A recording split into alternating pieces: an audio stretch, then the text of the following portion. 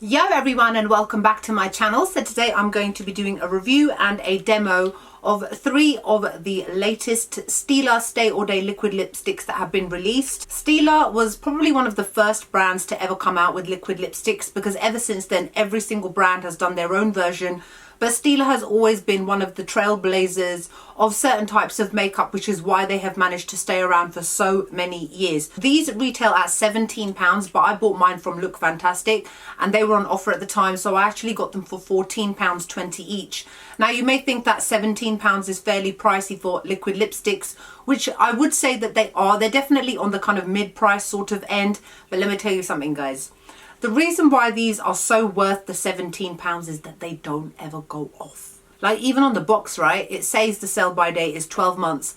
I've got some Stila liquid lipsticks in my room that I've had for like 5 years and they have never gone off. They still work perfectly well. They don't smell. Nothing has changed. The consistency, the texture, nothing. So that is why I would always say that this is one of the best brands on the market when it comes to liquid lipsticks. Now, I have bought pretty much all of them throughout the years. I've got so many different review videos so that you can check them out in terms of different types of shades. I will link all the videos below in the info bar for you guys, just to save you having to do a search, because there are quite a few. So these were recently released and they are in the shades called Parma, Verona and Valentina.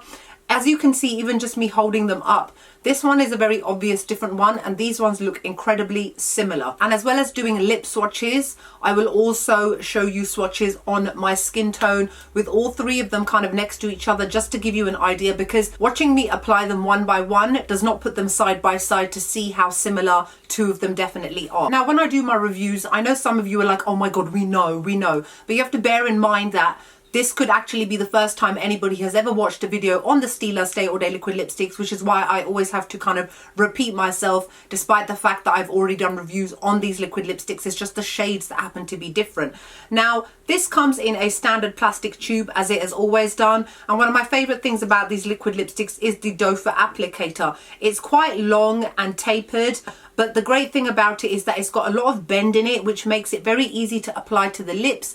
It's not kind of stuck and rigid. It bends to the contours of your lips, which makes it incredibly easy to apply. Now, just as I always do with all of my reviews, I will read off of their website what their claims are before I go into a description of each of the 3 shades. So it says that the texture is weightless on the lips and comfortable, which it is 100%. That's the reason why it's one of my favorite liquid lipstick brands. The color-rich formula will not bleed or transfer. 100%. There is minimal transfer, like 0.01% transfer onto cups, onto your fork, or if you give somebody a kiss, there's very minimal transfer. Enriched with vitamin E and avocado oil, Stay All Day liquid lipstick softens the lips so they look and feel beautiful. It's creamy matte, which is exactly what its texture is like. It's not runny, like for example, I'm wearing a Huda Beauty one right now in the shade Spice Girl. Their texture is a lot more runny, which actually does make it a little bit more comfortable. Whereas the Stila ones are a little bit more thick, therefore maybe sometimes slightly drying, but not completely. They're still incredibly comfortable in comparison to, example, Anastasia Beverly Hills liquid lipsticks. Long lasting color that stays in place completely. The color barely fades all day. Weightless, I cannot feel it on my lips. Doesn't bleed or feather, not at all. And your lips generally tend to feel fairly comfortable and hydrated, which is why I have always given these a 10, and I give them a 10 in this instance as well. Now, let's go into each one of these. So the first one, which is called Parma, has been described as a peachy pink. And even if you look at the swatches online, they're really light looking. It's almost off-putting. When you hear the name peachy pink, you're like, oh, it's not really gonna... This is actually quite a deep shade, especially if you think that I've got medium skin tone. The swatches definitely do not do it justice at all. It definitely applies beautifully. It looks amazing on the lips. It's definitely got more of a hint of peach to it, but it's definitely got very kind of pinky, dusty pink kind of undertones to it, which makes it look incredibly beautiful on fair, medium and deep skin tones. But obviously always bear in mind, depending on what the natural color of your lips is dependent on how it shows up. Mine have got like a pinky purpley kind of texture. My bottom lip is a different color to my top lip, and in that respect it will show up the way that it shows up on my skin tone. The next one is called Verona, and this one has been described as a nudie pink. Again, nude on who exactly? Because This is very, very similar to the previous shade that I've just shown you guys, but again, it looks absolutely stunning against my medium skin tone. It applies beautifully, it looks gorgeous. It's the kind of shade that you can definitely wear for everyday wear, but as well as nighttime wear as well, if you don't want something as bold, but you do want something still fairly dramatic. So rather than going for a bright pink or a bright red, you can definitely go for a shade like this. And then the final and most obvious shade, which is called Valentina, has been described as a siren red. This is not a siren red. Their swatches, their descriptions are completely off when it comes to these three lipsticks.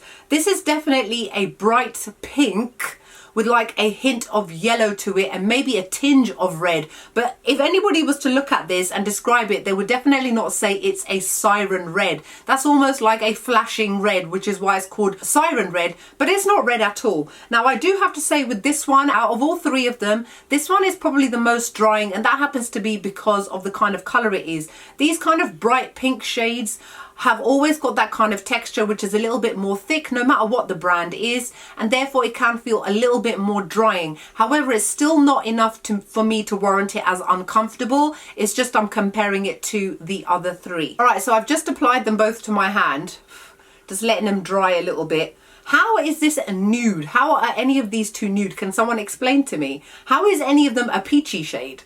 Like, somebody at Stila's having a joke, right? Like, I'm not criticizing the lipstick or the shades, they're absolutely gorgeous, but the descriptions themselves are just not right at all, and it is enough to put people off and consumers off. I suppose that's why we have YouTube, so that I can show you guys what these things actually look like. All right, so the top one is the shade Parma, which has been described as a peachy pink. Can you explain to me how that's a peachy pink? How? It's more of a kind of a terracotta pink, if anything, right? And then the one underneath is Verona. I just don't get how this is a nude pink. It's not. It's definitely a kind of deep sort of pink, if anything.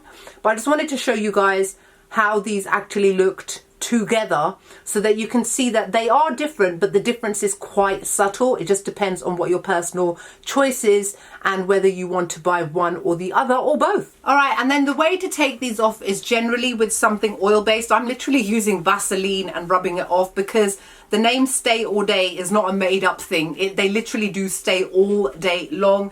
And if it's been like, let's say 12 to 13 hours, you may notice a little bit of fading, but it's so minimal that a little bit of a touch-up will be fine. Bear in mind though that these are the kind of liquid lipsticks where if you layer it more than once, it will become drying and quite uncomfortable. It's not like the Huda Beauty ones where I can reapply and I don't have that issue. These ones I definitely would not suggest reapplying unless you have absolutely no choice. I also find that this shade here, which is Valentina, dries a lot faster than the other two while I'm applying it. So you need to move quite quickly when it comes to this. Otherwise you will find that it snags and drags as you're trying to apply it to one part of your lip that has already dried compared to the other bit, which is still a little bit wet. So that's it for my short, sharp, quick review of the Stila Stay All Day liquid lipsticks, the new shades. Hope you guys enjoyed the video. Like, comment, make sure you subscribe to my channel. If you've got any comments or questions about these lipsticks, feel free to ask me below. I'll try to get back to you as soon as possible. Sometimes I don't. I apologize. It's not intentional. Just bear with me. That's all I ask. And I'm going to leave it at that, and I'll see you all in the next video. Bye.